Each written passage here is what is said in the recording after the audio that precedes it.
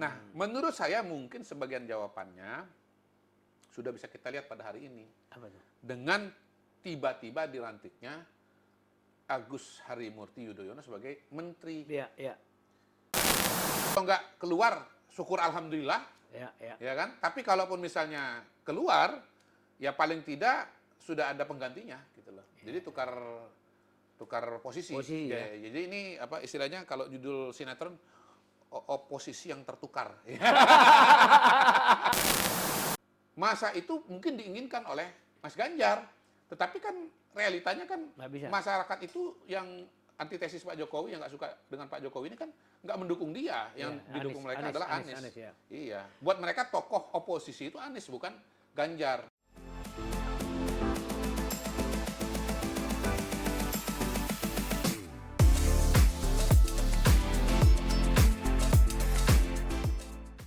Sobat Panangian, saya kembali mengundang sobat lama saya.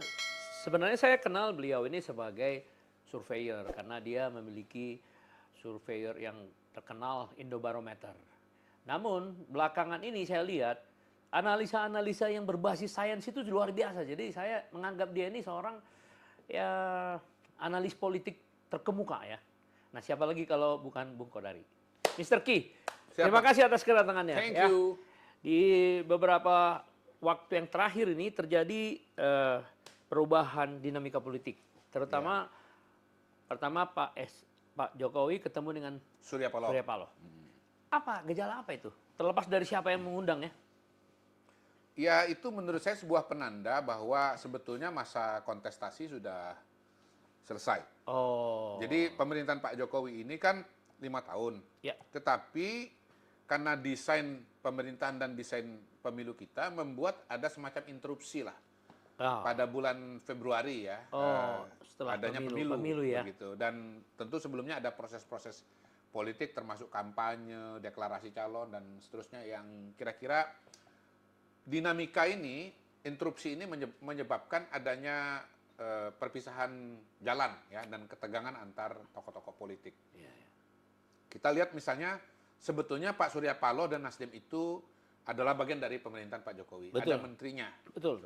Lebih jauh lagi kalau kita bicara Surya Paloh, memiliki hubungan pribadi Yang kuat. dan panjang dengan Pak Surya Paloh.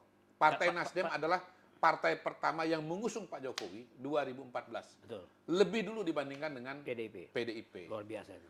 Pada waktu itu banyak juga yang nggak sadar, nggak menyadari bahwa media atau kelompok yang pertama mendukung Pak Jokowi itu adalah Metro TV. Oh. Jadi di awal Pak Jokowi ini maju, sebetulnya temannya kan belum terlalu banyak juga. Dan banyak juga yang belum yakin dengan Pak Jokowi kan. Gitu. Bentar Surya Nah, Paloh yang sudah sangat berani yakin ya, udah berani yakin gitu ya. Gerakan untuk Jokowi itu namanya Surya Paloh dan Metro TV pada waktu itu. Jadi sebetulnya hubungannya panjang. Tetapi kan masing-masing tokoh ini kan punya situasi sendiri-sendiri, punya kepentingan sendiri-sendiri. Ya, ada yang punya kepentingan lebih besar, ada yang lebih sektoral. Jadi saya melihat Pak Surya Paloh itu mengajukan Anies sebetulnya lebih untuk strategi elektoral. Bagaimana supaya Partai Nasdem punya calon ya yang bisa membantu meningkatkan minimal mempertahankan suara Partai Nasdem. Singkat katanya Partai Nasdem, Pak Surya Paloh mengharapkan adanya elektoral kotel, efek ekor jas dari majunya seorang Anies Baswedan.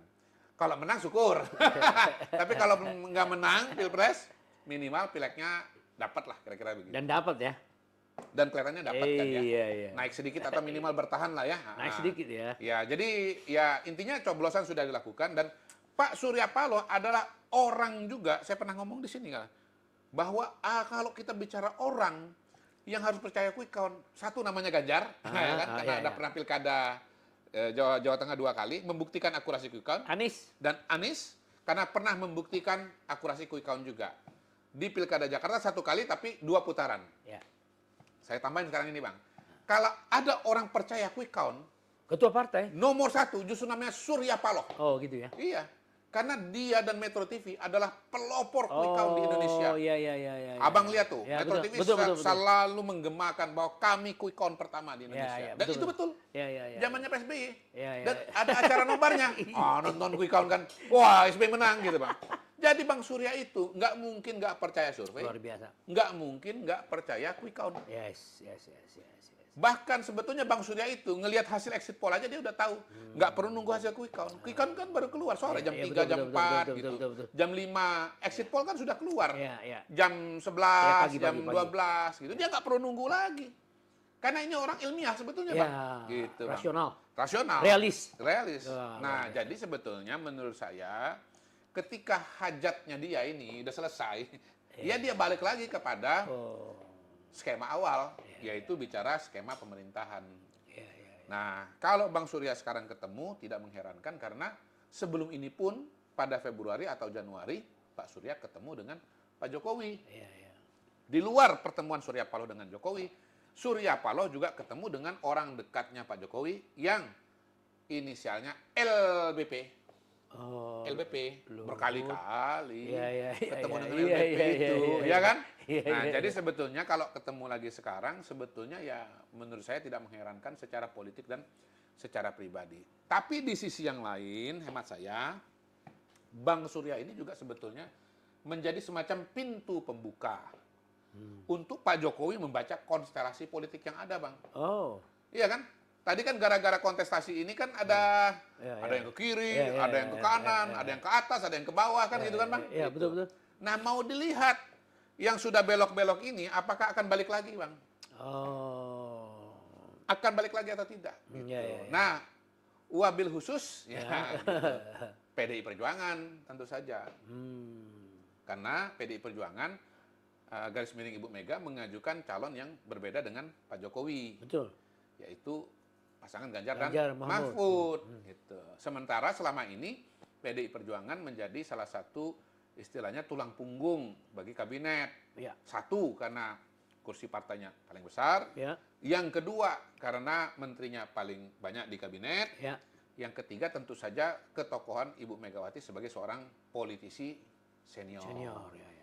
Jadi ya kalau sudah ada pertemuan Pak Surya Paloh dengan Pak Jokowi, tentunya kalau yang lain mau ketemu itu sudah nggak kagok-kagok lagi gitu loh. Oh, ternyata Pak Surya Paloh, Pak Jokowi udah buka open house. Ya, ya, ya, Udah ya, open ya, house ya. lagi nih gitu loh. Ya, ya. Dan sudah ada kode bahwa proses-proses rekonsiliasi sudah dimulai lagi. Jadi sangat positif ya.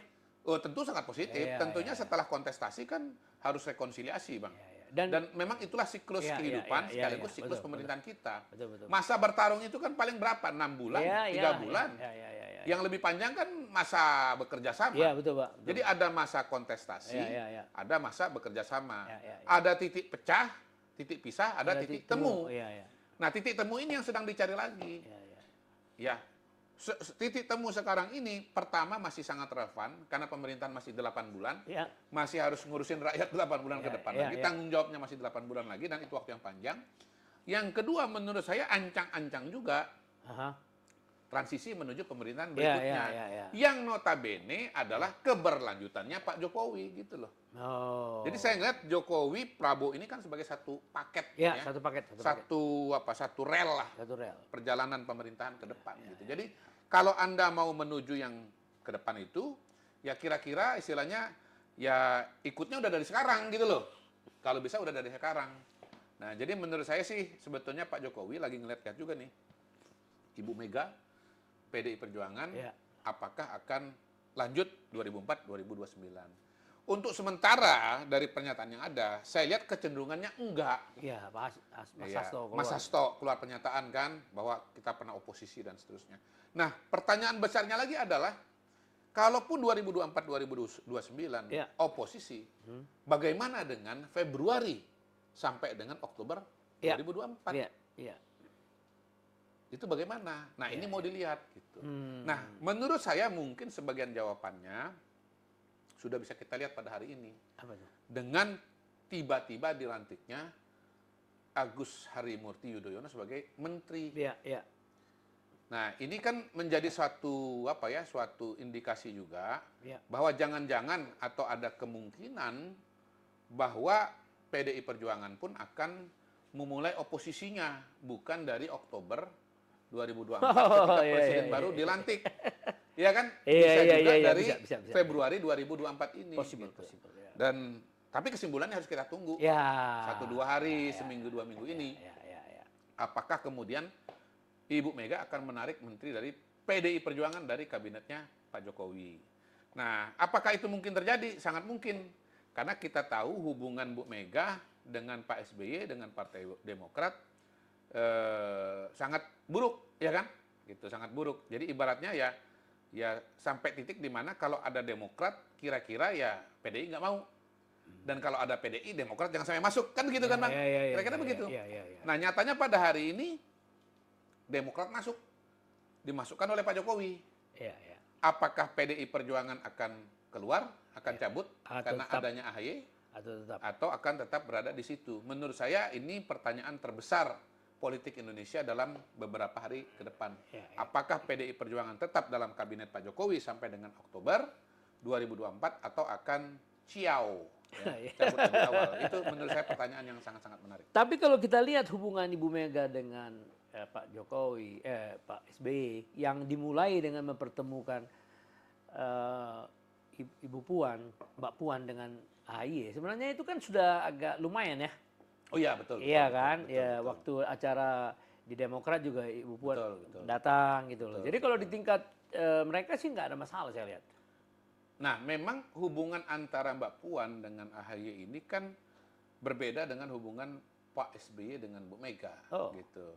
Saya kira juga Bu Mega juga melihat AHY sedikit berbeda dengan Pak SBY. Iya.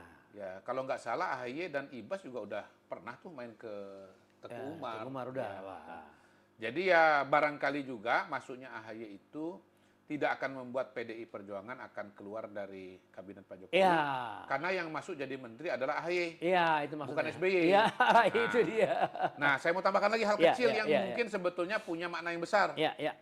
Pada hari ini, dalam acara pelantikan, kita tidak melihat Pak SBY. Iya, katanya dia istirahat. Walaupun kita tidak melihat juga Ibu Mega. Ya. Gitu. Jadi mungkin ada upaya untuk melokalisasi konflik ini pada wilayah Ibu Mega dan Pak SBY saja. Jadi Bu Mega yang nggak hadir karena melantik AHY, tetapi sebagai perimbangan SBY-nya pun tidak hadir. Gitu. Jadi ruang bahwa PDI Perjuangan itu tidak cabut dari kabinet dalam sisa masa jabatan juga sangat terbuka dengan dinamika politik yang terjadi pada hari ini. Gitu. Jadi Bu Mega nggak datang. Supaya proporsional, SBY-nya pun juga nggak datang. Kalau ditanya pribadi, saya aku yakin SBY mau banget hadir di tempat. Ya kan kita lihat dari ekspresinya Mas AHY sangat cerah, senyum terus, ya kan mengucapkan syukur berkali-kali. Pak SBY juga dikutip mengatakan bersyukur 9 tahun 4 bulan. Udah itu bener loh, berada di luar pemerintahan, akhirnya kembali lagi. Dan menurut saya juga memang ini adalah sebuah babak yang sangat penting bagi Partai Demokrat dan bagi kenapa? AHY. Kenapa? Karena AHY itu dia belum lengkap, belum sempurna karir politiknya kalau belum pernah menduduki jabatan yang tinggi. Kalau nggak kepala daerah, bicara menteri. Kepala daerah kan belum pasti, bisa aja tarung lagi, tapi masih lama dan belum tentu menang. Tapi kalau menteri kan prosesnya ditunjuk oleh presiden. Gitu. Nah, Mas AHY ini kan jabatan terakhirnya di pemerintahan itu kan mayor. Mayor itu tidak cukup tinggi untuk dianggap punya reputasi. Gitu. Kalau istilah saya, Mas AHY itu sudah punya 2P. Satu penampilan, tinggi, ganteng, pintar ngomong, ya kan. Yang kedua partai politik. Partai Demokrat, jumlahnya kursinya cukup besar, 8%. jaringannya di daerah juga luas. Gitu. Tapi sebetulnya saya udah ngomong ini ya mungkin jauh-jauh hari, 4-5 tahun yang lalu lah, jauh-jauh hari juga udah. Kita udah biasa Bang jauh-jauh hari ngomong udah biasa kita ngomong jauh-jauh hari yang kemudian terbukti benar itu. Soal waktunya aja sekarang soal waktunya aja. Saya kan ngobrol sama istri. Akhirnya Demokrat dengerin juga ini bahwa AHY itu harus masuk sebagai menteri dulu. Harus. Kalau ada kesempatan itu dulu. Betul, itu dulu. Jangan tunggu-tunggu. Jadi ini adalah pengalaman sekaligus legitimasi. Jadi ini adalah P yang ketiga yang hilang dari Mas AHY. Jadi kalau dia sudah punya jabatan, dia sudah menduduki jabatan menteri, maka dia P-nya akan lengkap, penampilan, partai politik dan pengalaman. Gitu. Jadi ini penting sekali buat AHY secara politik. Menurut saya ini game changer bagi seorang AHY. Pak SBY itu kan sebetulnya sudah dari lama menawarkan Mas Ahaye itu sebagai calon wakil presiden, ya baik ke Pak Jokowi maupun kepada Pak Prabowo. Tetapi mungkin tertolak karena mungkin dianggap belum cukup punya kompetensi gitu ya, belum punya Portofolio. CV-nya, belum Ya, punya ya. portofolio Ya, lah ya. untuk ditaruh di situ gitu loh. Sekarang Sekarang dengan jabatan menteri terbuka. ini, apalagi Baik. nanti misalnya masuk dalam kabinet 2024-2029, maka masa depan cerah buat Mas Ahaye tahun 2029 yang akan datang. Dia akan punya standing punya postur, dia punya portofolio yang lengkap ya untuk bisa maju sebagai calon presiden dan wakil presiden di 2029 yang akan datang. Jadi saya sangat memahami bahwa Pak SBY dan Mas Ahaye itu tentunya dan Demokrat tentu sangat bergembira dan sangat berterima kasih atas kesempatan yang diberikan oleh Pak Jokowi ini. Kenapa Pak Jokowi kan menteri prerogatif presiden kan? Iya, gitu. iya. Nah, menarik juga apa motivasi dari Pak Jokowi, Iya. ya kan? Mm-mm. Nah, kalau kita lihat rangkaian ya, Jokowi kan mengajak dia naik sepeda, Ya. ya kan? Heeh. Terus, ini dulu Mahfud dulu keluar ya. Mhm. Habis itu kan mereka naik sepeda kan sama Iya. Ahaye kan, ya. Ya. Terus ketemu juga dengan Pak eh, Prabowo. Mhm. Nah, kan ketemu Pak Ya. Jokowi. Nah, Ya. lalu Pak Prabowo datang ke sana, ke tempatnya Pak SBY. Pacitan. Pacitan. Pacitan atau Cikeas? Pacitan, Pacitan. ya. Dan lengkap mereka. Ya. Jadi rangkaian pertemuan-pertemuan ini memang sangat smooth ya. Iya. Ada komunikasi lah. Betul, Nah, betul, pertanyaan betul. saya, apa motif dari Pak Jokowi mengikat hubungan dengan Demokrat pada sisa-sisa pemerintahan ini? Ya pertama tentunya dalam konteks pemenangan pemilu ya kekuatan partai politik itu salah satu kekuatan yang utama ya. Oh, Yang kedua ya diakui atau tidak Pak SBY itu kan mantan presiden iya. yang punya standing politik yang kuat. Yang Iya, ketiga ya memang Partai Demokrat dan Pak SBY kan punya konstituen ya Iya. di daerah Pacitan dan Iya. sekitarnya di Jawa Timur, dan saya melihat Jawa Timur merupakan salah satu daerah kunci Iya, untuk ya, kemenangan kemarin, iya, dan iya, saya betul. lihat itu terbukti kan bagaimana misalnya Iya, iya. angkanya 02 di Jawa Timur kuat banget tuh, Iya. mencapai 65 atau 66 Iya. persen. Jadi sebetulnya secara kalkulasi elektoral Ya. untuk kepentingan pemilu, kepentingan kontestasi, kehadiran AHY dan Pak SBY dan Partai Demokrat itu sangat penting. Gitu. Oh. Nah yang kedua, tentunya dengan dinamika hubungan Pak Jokowi dengan Ibu Mega dengan PDI Perjuangan, bisa saja sewaktu-waktu PDI Perjuangan ini kan cabut dari kabinet. Dia bergeser dari koalisi menjadi oposisi. Iya. Nah dalam politik kan kita nggak boleh tell me, Bang. Ya, itu Ya, mikir. setelah kejadian baru mikir kan gitu. Iya, Pak Jokowi ini jangan lupa loh. Ini kan saya juga pernah, ini salah satu tesis saya, salah satu teori saya juga Ya. di dalam dinamika ini, bahwa beliau itu adalah super grandmaster, Ya. catur politik gitu. Ya. Jadi orang lain belum memikirkan, dia sudah pikirkan. 2-3 langkah. Iya, 2-3 langkah ke depan. Orang lain mikirnya sampai C, dia udah mikirnya sampai Z. Jadi jauh ke depan. Jadi sebetulnya ya dengan menaikkan AHY sebagai sebagai menteri ya, Menteri ATR ini ya sebetulnya menurut saya ya ini langkah benteng sebetulnya untuk memproteksi koalisi dan pemerintahan. Soalnya misalnya nanti apakah PDI cabut atau tidak ya dilihat nanti gitu loh. Kalau nggak keluar, syukur alhamdulillah, Ya. ya kan? Tapi kalaupun misalnya keluar, ya paling tidak sudah ada penggantinya gitu loh. Jadi tukar posisi. Posisi, ya. Jadi ini apa istilahnya kalau judul sinetron oposisi yang tertukar. Oposisi yang tertukar ya Bang. Bisa Iya, jadi judul juga iya. tuh Bang, oposisi yang tertukar itu Bang, kayak judul sinetron itu Bang. Iya. Jadi kalau misalnya PDI keluar kan gitu kan. Iya. Demokrat udah di dalam. Iya. PDI nggak keluar pun juga nggak apa-apa. Iya. Tapi kalau keluar, ya paling tidak dia sudah punya satu kaki yang cukup kokoh. Memang Demokrat tidak sebesar PDI Perjuangan, tetapi kan paling tidak ada penggantinya gitu. Iya. Dan bukan mustahil nanti kalau misalnya PDI Perjuangan keluar, akan banyak juga yang antri gitu misalnya. Iya. Dari PKB misalnya kan, Iya. tambah menterinya, atau misalnya nanti dari PKS bahkan bisa masuk Iya, gitu, iya, untuk iya, menggantikan iya, PDI betul, Perjuangan. betul. Gitu. Jadi ada yang keluar tapi ada yang masuk Bang. Gitu. Iya, Menurut iya, saya ini adalah langkah caturnya Pak Jokowi dan ini adalah preemptif dari Pak Jokowi sebetulnya untuk Preemptif. membaca, untuk mengantisipasi situasi dan kondisi. Gitu. Iya. Bayangkan kalau PDI-nya udah cabut, Ya. lalu baru ngomong-ngomong dengan Partai Demokrat, tentu Ya. situasinya akan sangat Beda, berbeda, Bang. beda, Iya. beda, ya. Dan menurut saya Pak Jokowi sangat memahami kebutuhan dan keinginan dari teman-teman di Demokrat. Ya. Betapa keinginan mereka yang luar biasa bahwa AHY itu harus jadi menteri gitu, Bang. Iya, iya. Tapi luar biasa itu. Strategi politiknya luar biasa. Dan sering kan si Pak Prabowo mengucapkan, berapa presiden di belakang saya ya. Ini digambarkan benar nih. Iya, iya. Dan di situ kita bisa melihat bagaimana sebetulnya komunikasi politik itu sangat penting sekali ya kalau kita bicara politik Indonesia. Bagaimana Pak Prabowo begitu rendah hati ya datang kepada Pak SBY, beliau komandan saya, udah menang datang ke Pacitan gitu. Tapi sebaliknya Pak SBY juga tahu diri gitu. Beliau menjawab, dulu saya komandan, tapi sekarang komandan saya adalah Pak Prabowo. Kan indah banget, Indah, Pak. indah, Gitu indah loh. banget, indah, Nah, sekarang pertanyaan saya, di tempat yang lain, dinamika semacam itu ada nggak? Nggak ada. Atau dinamika yang sebalik yang justru terjadi? Iya, tegang menenggang.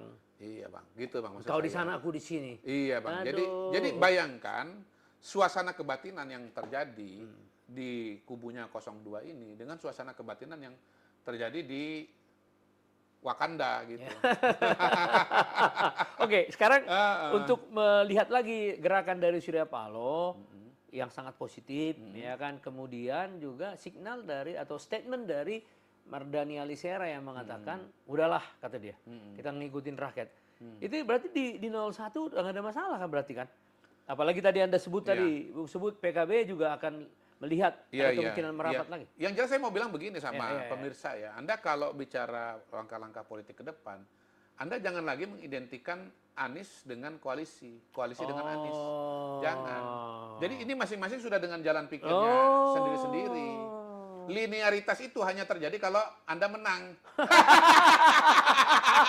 Aduh. Iya. Linearitas itu terjaga di kubunya 02 dengan misalnya ya Pak Prabowo dan Mas Gibran gitu. Linearitas dengan partai politiknya akan terjaga karena menang.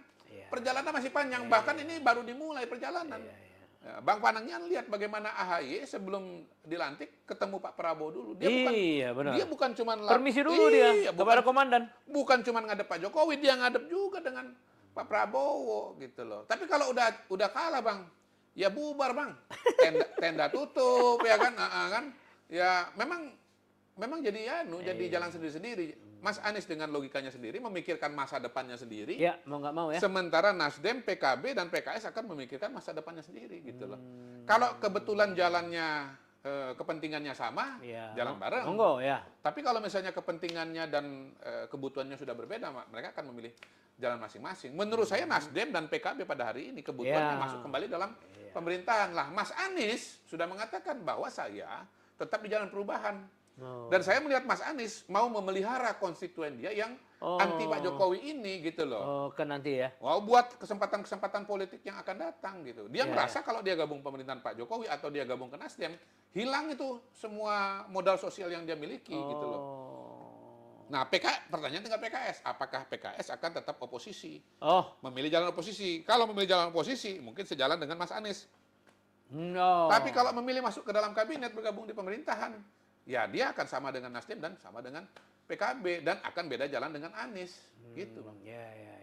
Mudah membacanya ya. Mudah membacanya. Tapi mungkin situasi yang seperti itu tidak terjadi di 03. Kalau menurut saya mau melihat langkahnya Mas Ganjar itu harus tetap melihat langkahnya Bu Mega dan PDI Perjuangan gitu. Karena Mas Ganjar ini dia nggak punya konstituen sendiri. Konstituen dia yang di Pak Jokowi sudah hilang. Iya. Konstituen yang dia di PDI Perjuangan punya PDI Perjuangan. Iya. Ya itu yang istilah saya Mas Ganjar ini kalau ibarat punya rekening di tabungan di bank ini udah nol sekarang. Jadi tergantung kepada penugasan dari Bu Mega saja. Jadi situasi Ganjar dan Anies pada hari ini menurut saya sih beda banget. Sama-sama kalah di Pilpres tapi Anies masih punya modal sosial yang sangat kuat lah, yang cukup kuat. Ya mereka-mereka yang kontra dengan Pak Jokowi. Nah, masa itu mungkin diinginkan oleh Mas Ganjar, tetapi kan realitanya kan masyarakat itu yang antitesis Pak Jokowi yang nggak suka dengan Pak Jokowi ini kan nggak mendukung dia, yang didukung mereka adalah Anies. Iya, buat mereka tokoh oposisi itu Anies bukan Ganjar gitu. Jadi bayangkan betapa ironinya. Tindakan Mas Ganjar sama seperti Anies, kontra nyerang Pak Jokowi. Tapi konstituennya ada di Anies, tidak di Ganjar. Iya. Waduh, tragis ya. Balik lagi Bang pada teori bejana berhubungan dan teori kolam suara. Iya. Bagaimana sebetulnya Mas Ganjar menyerahkan kemenangan ini kepada Prabowo Gibran karena strategi yang salah. Ya, strategi yang salah. Iya, seandainya mundur lagi ke belakang, Mas Ganjar tetap temanya keberlanjutan. Ya. Bisa pecah suara itu. Pecah suara itu. Bisa Nggak mungkin 2 putaran. 50, Bang. Nggak mungkin 50, Iya, Bang. 2 putaran. 2 putaran dan yang lolos ke putaran kedua adalah Mereka Prabowo dan berdua. Ganjar. Waduh. Iya. Dia nggak ngikutin Serki dari dulu. Ya, mungkin itu Mas sebabnya Mas Ep menangis. Setelah menyadari bahwa teorinya salah. Iya. Coba ikutin omongan Kodari. Iya. 2 putaran dan Ganjar akan lolos ke putaran kedua. Iya. Ya, tapi kan namanya orang emosi, orang nggak suka kan kita ngomong yang benar pun kita disalah-salahin, Bang. Iya, Kodari ini menyesatkan. Gitu. Apa Kodari bilang 02 teori apa suaranya angus? Menurut saya hari ini terbukti banget suaranya angus. Iya, angus. 17% itu kalau ada putaran kedua kan Ganjar nomor 3 nggak lolos. Nggak lolos. Kalau nggak lolos ya angus. Iya. Bener lagi bos. Iya. Makanya buru-buru mereka ini udah gulung gulung lapak kayaknya udah. Ya gini lah Bang, kita paling gampang itu lihat di pilkada Bang. Habis quick count, yang kalah itu biasanya langsung sepi Bang. Konsentrasi massa terjadi di yang menang gitu. Hore-hore, pesta-pesta. Media pun, TV pun juga akan kumpulnya di yang menang. Oh, ujungnya ya. Iya. Setelah normal. Lampu-lampu yang terang itu ada tempat pemenang Bang. Iya. Di tempat yang kalah itu lampu-lampunya hilang semua. Iya. Bahkan gelap gitu. Nah, sekarang ada lagi P3 gimana nih? P3 ini kan sebetulnya menurut saya dia konsentrasinya tuh bukan urusan di luar, Bang. Dia ini sebetulnya sekarang antara timbul dan tenggelam. Menurut saya konsentrasinya sekarang betul-betul ke dalam bagaimana caranya agar P3 ini bisa lolos PT. Karena angkanya kan tipis-tipis banget gitu, 4, sekian gitu. Terakhir saya lihat hari ini 4, berapa gitu, makin menurun agak di perbatasan gitu. Jadi betul-betul ini antara hidup dan mati nih Bang. Nah kalau situasinya seperti itu saya kira agenda dan prioritas dari P3 adalah bagaimana mengontrol suara mereka agar jangan hilang. Jadi istilah satu suara pun berharga itu berlaku untuk P3. Ya. Kalau dia kurang 1 suara, sehingga kemudian angkanya menjadi 3,99999 sekian, nggak lolos dia Bang. Jadi 5-10 suara ini pada hari ini buat P3 sangat menentukan kehidupan. Jadi mereka nggak usah mikir yang lain-lain dulu deh. Mikir selamat dulu deh masuk ke dalam parlemen. Karena ceritanya akan sangat berbeda. Kalau P3 kali ini tidak lolos ke parlemen, menurut saya 2029 dia akan berat sekali untuk kembali ke dalam DPR RI, kembali ke Senayan. Berat sekali Bang. Ketika mereka masih di dalam saja pun mereka tertati-tati dan mereka mental, apalagi kalau mereka sudah di luar. Lihat contoh Partai Hanura. Ya, betul. Hanura itu sangat ilustratif. Ya. Apa yang terjadi pada partai yang pas-pasan, kan dulu kan lolos masuk parlemen kan pas-pasan, 4 berapa. Ya. Sekali nggak lolos Bang, yang terjadi adalah tren penurunan. Ya. Kalau nggak salah Hanura kemarin berapa? Cuma 0,6. Iya, makanya. Gitu Bang. Jadi P3 kalau kali ini nggak lolos nanti 2029 menurut saya agak berat ya. Dia akan jadi dinosaurus Bang. Ya, sebagai partai tua, analogi yang pas itu dinosaurus. Dia kehilangan relevansi dengan zamannya. Dengan zamannya. Waduh. Nah, Perindo gimana Perindo? Oh, kalau Perindo kan udah jelas Bang bahwa itu kecil juga suaranya, 1, berapa gitu tidak akan lolos ya. Dan semuanya kembali kepada Pak Haritanu dan keluarga, apakah akan terus mengibarkan bendera Perindo atau tidak. Kalau kita belajar dari pengalaman 2019-2024, memang partai ini notabene setahu saya Bang ya, cuman hidup menjelang pemilu saja. Iya. Saya bisa lihat dari berbagai indikator. Pertama ya saya sering lewat kantor DPP Perindo yang di Jalan Diponegoro. Yang kedua kebetulan kampung saya atau rumah saya yang di Palangkaraya itu, dari bandara itu menuju rumah saya lewat kantor Perindo Bang. Nah saya tinggal lihat aja itu kantor Perindonya tutup atau buka. Jadi selama 5 tahun itu ya praktis baru buka lagi ya menjelang pemilu saja. Di luar itu dia tidak hidup, tidak ada aktivitasnya. Dan menurut saya sih mungkin aja Perindo akan tetap maju calon 2000 maju pemilu legislatif 2029 karena sebetulnya kan perangkat kampanyenya itu sudah inheren pada medianya Pak Haritanu gitu loh. Jadi istilahnya tinggal ya memasukkan iklan Perindo kan gitu. Tetapi kita tahu dan harusnya disadari oleh Pak Haritanu bahwa dari 2 kali pengalaman ini iklan TV saja itu tidak cukup, jauh dari cukup. Harus ada hal-hal yang lain untuk membuat partai ini bisa lolos parliamentary threshold. Gitu. Jadi harus mengakar ya. Ya kalau misalnya Pak Haritanu nih, beliau ini kan kalau secara bisnis kan bertangan dingin. Ya kan perusahaannya jadi banyak, jadi besar, salah satu orang terkaya di Indonesia. Tapi itu kan ternyata nggak identik dengan membesarkan partai politik. Iya, nggak semudah itu, nggak persis gitu loh. Jadi sense bisnisnya, sense ekonominya Pak Haritanu ini boleh tajam, boleh kuat. Tetapi secara politik menurut saya sebetulnya dari 2 kali kegagalan ini ya Pak Haritanu ya lemah sense politiknya gitu. Ya, jadi nggak bisa lagi sok-sokan gua bertangan midas di ekonomi dan gua bertangan midas di bidang politik ya. Jadi harus dibantu oleh orang yang memang betul-betul mengerti politik. Gitu. Jadi terakhir nih ada mengenai PSI kemarin ada yang masih berharap bahwa dia akan lolos. Katanya karena real count memiliki selisih margin of error dengan quick count. Ini kan baru quick count nih 2,9 ya. 2,9. Ya bisa. Sementara 1, sampai 1,5 kan? Ya bisa saja, tapi kalau dari pengalaman kemungkinan sih agak berat ya. Tapi berat ya? Ya balik lagi ya, ini kan kita bicara data di lapangan tentu ya ujungnya nanti lihat di KPU. Tetapi kalau P3 tadi kita diskusi itu kan masih memungkinkan karena kan dia kok 3,9 bahkan real count-nya 4, sekian gitu. Pada hari ini ya real count-nya PSI kan nggak nyampe 2,9. Iya, nggak nyampe di angka 4%. 2,9 ya Bang ya? Ya, tapi kan belum 100%. Iya, tapi kan sisa 30 berapa? Suara 28 ya. Mayoritas suara sudah masuk. Dan saya ngeliat kan kita lihat trajektorinya itu. Oh. Gambarnya trennya gitu. Trennya tuh nggak ada begini. Gitu. Dan trennya tuh udah terbentuk. Stabil. Trennya udah terbentuk sebetulnya. Gitu. Jadi ya kalau kita bicara tren yang sudah terbentuk, biasanya kalau makin ke ujung itu perubahan-perubahan besar itu makin sudah terjadi. Jadi kita melihat lonjakan-lonjakan suara yang zigzag itu biasanya cuma di depan, Bang. Dan karena itu berkaitan dengan distribusi data masuk. Data mana duluan masuk, di situ akan terjadi zigzag. Ini misalnya ada partai A, kuat di Sumatera. Masuk data Sumatera duluan, unggul dia. Ada partai B, dia lemah, kuatnya di Jawa, Sumatera lemah. Ya, tapi begitu data Jawa masuk, dia yang naik gitu. Jadi zigzag itu di depan biasanya.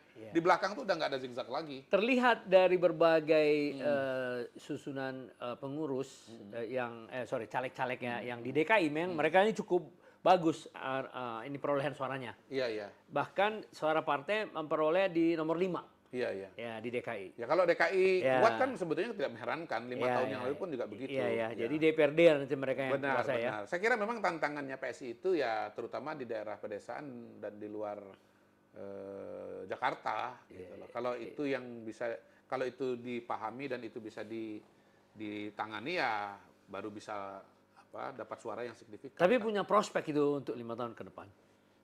Nah ini saya nggak berani komentar nih Bang. Bukan asal kita dia membuka diri kepada masukan-masukan, ya terus konsultan seperti Anda. Jadi dari mulai awal tuh diterima sama dia. Jangan seperti tadi Pak Haritanu kan dilihat, gue bisa bisnis. Ternyata politik kan beda. Ya sebetulnya balik lagi kepada teori dasarnya, lalu kemudian operasionalisasi dari teori itu, lalu kemudian eksekusinya. Ya itu maksudnya. Iya Bang. Jadi kalau teori dasarnya oke, tapi operasionalisasinya nggak oke, nggak pas, nggak dapat juga gitu loh. Kita melihat kepentingan Pak Jokowi, karena Jokowi respect dengan PSI ini. Karena mereka anak-anak muda, jadi nanti saya yakin kalau ada yang memberikan masukan, seperti Anda, seperti siapa yang lain yang memiliki kapasitas lah. Untuk mendeteksi apa sebenarnya yang harus dilakukan. Tadi Anda bilang di desa kan nggak semudah itu juga. Pasti ada ini, dan ada nggak bisa langsung 1 bulan selesai, tapi itu maksud saya. Kita kalau bicara partai politik Indonesia ini nggak ada cerita kerja 1 bulan, Bang. Kita bicara wilayah yang begitu luas, jumlah pemilih yang begitu besar.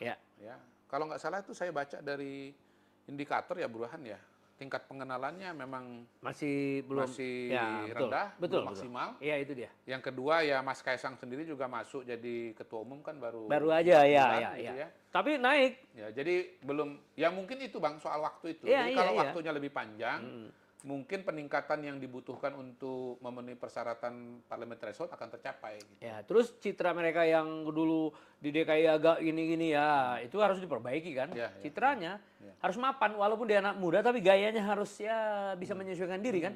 Nah, maksud saya itu yang di sana dibutuhkan pakar-pakar Iya, ya. iya.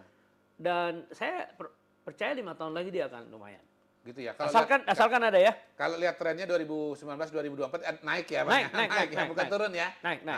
Iya. Naik, jumlah mereka Ya, naik. jadi kalau bicara proyeksi ya harusnya 2029 itu Iya. bisa tembus ya. Ya. Apalagi ada Mas Gibran misalnya begitu ya, yang ya ini apa ya, nanti kita intinya beginilah.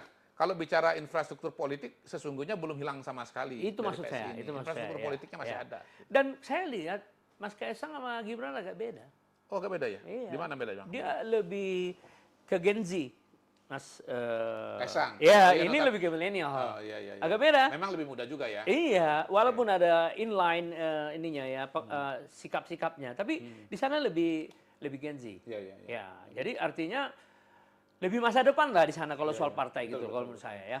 Dan harusnya dalam mencapai Indonesia Emas 2045 ya Nah. kekuatan politik seperti ini Itu dia. harus masuk menjadi bagian dari pemerintahan ya dan Itu proses dia. pengambilan keputusan. Iya. Karena mereka punya nilai-nilai baru, Iya. anti korupsi, kemudian anti Ya. intoleransi. Yang jelas dari semua partai yang betul-betul menempatkan diri sebagai artikulasi anak muda adalah PSI. Nah, gitu loh. Jadi mudah-mudahan bisa dia mendengar masukan-masukan Mudah-mudahan dari pakar. teman-teman itu punya kesabaran untuk berproses dan berjuang 5 tahun.